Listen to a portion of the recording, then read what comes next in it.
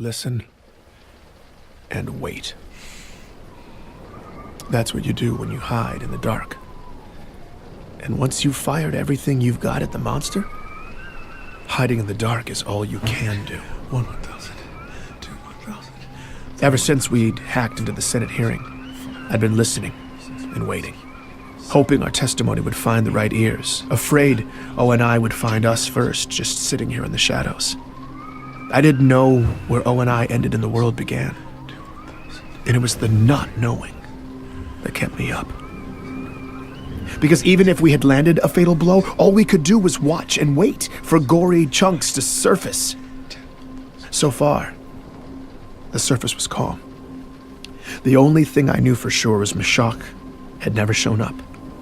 Every day since had been sickeningly silent, and every night, my doubts grew darker, haunted by scenarios that always ended in quiet, black bags. What had I done? Pharaoh and Petrosky could handle themselves, but if O&I had come from Mashak, it was my fault. And now, they would be coming for me. I'd been holed up here for days. Darkness brought nightmares, so I'd stop sleeping in it. Nighttime was work time, and I kept my display as dim as possible. Only my contact knew I was here, and I wanted it to stay that way. This place was all concrete and dark corners. I'd memorized the sounds the building made, the breeze shushing down the stairwells, the click of the cooling system's hibernation mode, the scurrying of rats in the walls. Anything else, and I would instantly black out my display, crawl beneath the window, and wait on high alert until the sounds and shadows normalized again. Then, I'd count to 100 and crawl back. I hadn't deviated from the protocol once. Till tonight. With the storm pounding on the roof, screaming through the high vents, I was effectively deaf. Anyone could have snuck up on me.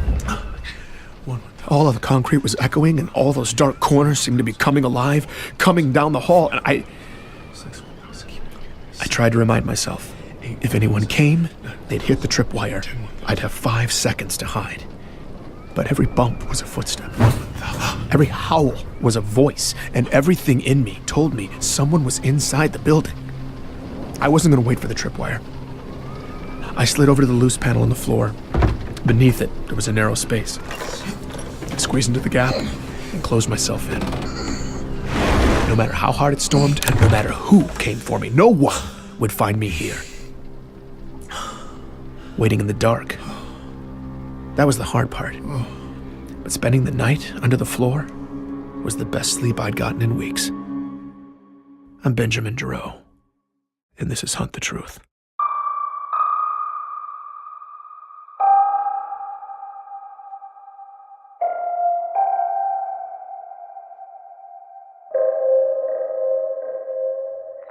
Speaking from the steps of the Congressional Plaza today, freshman Senator Andrew Del Rio issued a formal statement addressing last month's embassy massacre on Biko. It's not a promising sign for democracy when a catastrophe touches a majority of the voters, and seemingly every politician in the UEG was trying to leverage the public outrage into talking points. Everything from military spending to tax relief. Not Senator Andrew Del Rio, though. His sights were centered on one narrow target. Of the fallen Spartan yet. So, the Master Chief stormed an assembly of peace activists and began to gun people down. Now, I'm sorry, but the Spartan 2s are fundamentally flawed and dangerously outdated. They are an embarrassment and danger with their rusting tech and degraded neurology. But we just keep bleeding taxpayers dry. Well, now we're seeing the real cost. That program isn't built on faded glory, but faded principles. Volatile remnants of powerful weapons governed by increasingly corroded minds. There is a reason you'll never see a video of a Spartan 4 attacking civilians or murdering heroes. I can vouch personally for the character of each and every Spartan 4 as warriors and as people. After the tragic events on Biko, I don't think there's a person alive who could say the same for the Spartan 2s. Mark my words. If we fail to decommission the Spartan 2s, there will be more Bikos, and there will be more massacres. Nobody wants to say it, but damn it, somebody has to. For those 19 families whose loved ones are never coming home because of this false Spartan, this broken bastardization of a soldier who would abandon his post, dishonor his uniform, and slaughter the very people he's sworn to protect. In the name of decency, it's time to tear down that statue and put down the Master Chief. I had to hand it to Andrew Del Rio. The man had focus. However much I hated Del Rio, and the whole propaganda machine, the leaks, the video, the report, they didn't lie. The chief shot Ambassador Sakibo's bodyguard at point-blank range, grabbed the ambassador, then escaped with the alien delegation in a hail of gunfire and dropped off Sakibo's body the next day. Those were the facts. And no matter how corrupt these politicians were, I couldn't argue with the evidence. Chief needed to come in and face due process so we could know the truth. I still believed in the chief. I believed that his legend would be restored, and I knew that there had to be more to this story. I don't know if I'd become overconfident by daylight or distracted by Del Rio, but I didn't even hear the intruder until they tripped the alarm. Oh, God. Oh, God. Crap. What? Ray? Is that you? Yeah. Caught in your booby trap. What are you doing here? You weren't supposed to come until tomorrow. You scared the hell out of me, man. Okay, can we hold that thought? I'm all wrapped up in, dental floss and camping gear, and this looks like something my daughter would make. Well, tripwire wasn't dental floss. It was fishing line tied to my mess kit balanced on a ledge. Here, just get Very your- effective, actually. Pick your foot up. You look terrible. Oh, thanks, Ray. My life in exile wasn't glamorous. Cot, toilet, sink. My clothes doubled as bedding. Outside of research, my daily regimen featured canned goods, sink washing, stretching, and security checks. I felt like I was back on the front lines. Place looks also terrible. Super helpful, Ray. Thank you. Wait. What route did you take to get here? Did you avoid Relax. I took maximum precautions, Ben. As far as any unethical government surveillance is concerned, I'm still eating Thai food near my house. I quickly learned Ray had nothing on Mashak, nothing on Congress. Okay, but then what? News from the fashion world? What do you got? That, or the truth about Biko. Apparently, after a Mashak slush combing tutorial, Ray had been listening.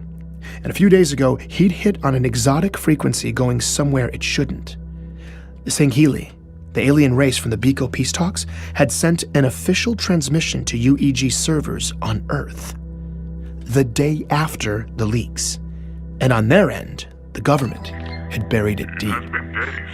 That's the Sanghili clan leader saying they had nothing to do with the massacre. And the demon wasn't responsible either. And neither did the demon. The Sanghili referred to the chief as the demon. Probably because Chief had killed thousands of their soldiers over the years, so they weren't doing him a solid. Besides, the Sanghili were all about the truth. If they shut up your embassy and sent you a message about it, it would be boasting about kill count, not an appeal for justice. Why do you sit silent while your people demand unjust blood? He's making it sound like Biko's lusting for vengeance. Huh? No, I've been looking at Biko for days. Look, it's totally peaceful there. Exactly. I did some checking, though. That feed is an old loop. The Outer Colonies are mostly cut off from us, but someone's cut Biko off from everybody. Nobody outside Biko knows what's happening there, and it's ugly. Ray had managed to track down Ravi, a scavenger who had made his living going terrible places, then selling intel to the highest bidder. He'd been sitting on Biko fact-gathering since Sakibo's funeral. And for this job, Ray was getting his money's worth. Protests, riots, martial law, but since the funerals, not a single prominent figure on Biko has said a word about any of it. At least not in public. Off the record, Ravi's embassy contacts were livid. Sakibo's people wanted to make a statement, clear the Sanghili, but they couldn't. The magistrate, Laurel Adams, had silenced the leadership and the media. Nobody was talking. How does she have the authority to do that? She doesn't. Adams is a puppet. The gag order came from Earth. The UEG? Why would they squash the massacre? To protect the chief? Nope. To cover their own asses. After uncovering a serious security threat 1 week before the talks, Ambassador Sakibo had petitioned the UEG for support. Badly needed support. But the senators blew him off with an automatic rejection. Sakibo's office had no choice. Regional stability was hanging in the balance, so they went ahead with the talks. And it broke. Very bad. Gag order landed, media silence. And off the record, the only answer Ravi could get when he asked who did it was not the Sangheili. But once Pharaoh's leaks hit and the chief was the bad guy, Biko's streets popped off and Sakibo's people took action. They broke rank, quietly launching an independent investigation into the massacre. The only suspects were a bunch of extremists called Sapien Sunrise. The Sapien Sunrise believed species integration was destroying civilization. Humans pure, aliens bad, that sort of thing. Most of these groups just got together in somebody's basement over baked goods and hate speech. But Ray was pulling up terrorist dossiers, donor registries, military protocols. Sapien Sunrise were packing way more than pastries. And Sakibo's talks would have represented everything they hated. Here's the overview. They did it. Well, that's a short investigation. They plotted to assassinate Ambassador Sakibo, frame the aliens, and end the peace talks. Now, I don't know if the Sapiens were counting on inept local intelligence or they're just arrogant psychopaths, but they were brazen. According to the investigators' notes, Sapien Sunrise had been loudly threatening the embassy for months. No wonder the gag order had frustrated the diplomats. But once the investigation was on, it didn't take long to tie 4 of the dead civilians to the local Sapiens chapter, along with 4 embassy guards and Sakibo's personal bodyguard, a man with a substantial military jacket and Chief's first kill upon entering the chambers. All in all, 9 Sapiens were at the embassy that day. And the chief took out every single one of them. Damn. And there's evidence that the chief didn't kill a single innocent. Wait, what evidence? That's not in the video. Apparently, there's a second video. Ray, do you have it? No, but it's out there. Coroner's reports, too. What? Can we get it? No, But what about the UEG communications with the magistrate? We could prove they were negligent in denying Sakibo's security request. Ravi couldn't get that either. The gag order came back down hard, Ben. They went silent again? After all that, they just stopped investigating. Ravi thinks the UEG must have offered the diplomats something sweet. Yeah, how about clearing the chief and the Sangheili and throwing the Sapiens into a hole? I mean, come on. We're lucky we got this. Besides, the diplomats made it sound like justice was coming soon. Justice? They're just gonna say Sapien Sunrise did it with Chief's help. And they're gonna get away with it. I mean, what's wrong with these people? They're evil. Sakibo's office had been trying to forge a better world in a region of space where very little is black and white. They'd asked for help, and while the UEG refused to even read their request, the Master Chief had shown up. His ship entered their atmosphere so fast, air traffic AI registered it as a fireball. And considering the beeline he made to the embassy, he must have had virtually no warning. Chief charged solo into a hopeless situation with no time. He interrupted an assassination, possibly averting war. He neutralized heavy combatants hiding behind civilians, and there wasn't a drop of innocent blood on his hands. He got Sakibo and all but 3 of the Sangheili to safety. The only thing the chief couldn't do was keep Richard Sakibo's heart beating. But in reality, without that second video, or coroner's reports to clear the chief, without documentation of UEG negligence, I had nothing. I could already see it falling to pieces before my eyes. Ray, thank you. You didn't have to do this. I didn't have a choice, actually. I need a favor. Okay. Everything going on in the Outer Colonies, my parents are out there. Ravi couldn't help. Nobody's getting through, but if you could talk to Petra, see what they're saying on Earth. Yeah, of course. Ray was powerless to find his parents. I'd been powerless to save Mishak, to help Katrina, to find Ellie. I didn't know what I could do for anyone. But I called Petra anyway. It's awful to admit, but I think I just hoped she'd be powerless too. When Petra answered, I started rambling, when suddenly she cut me off. Ben, listen, I'm glad you called, actually. I have a lead for you. What? It popped up a couple days ago, and I've been sitting on it, debating whether to give it to you or Petra. delete it, or it's from someone I trust, and Petra, I don't need a handout, okay? If you want Ben, the lead, I don't want it. I didn't know if I want to be responsible for having given it to you, but I know you need it. Here. I opened the package.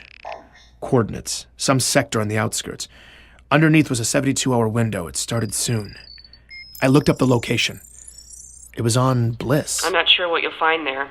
Maybe a server or... A server on a glassed planet? I don't know, okay? Maybe it's a mass grave. All I do know is it's an anomaly. They don't know about it. And for 72 hours, there will be a security lapse where no one's watching. And that is a hard clock, Ben. You have to get in and out within that window. You understand?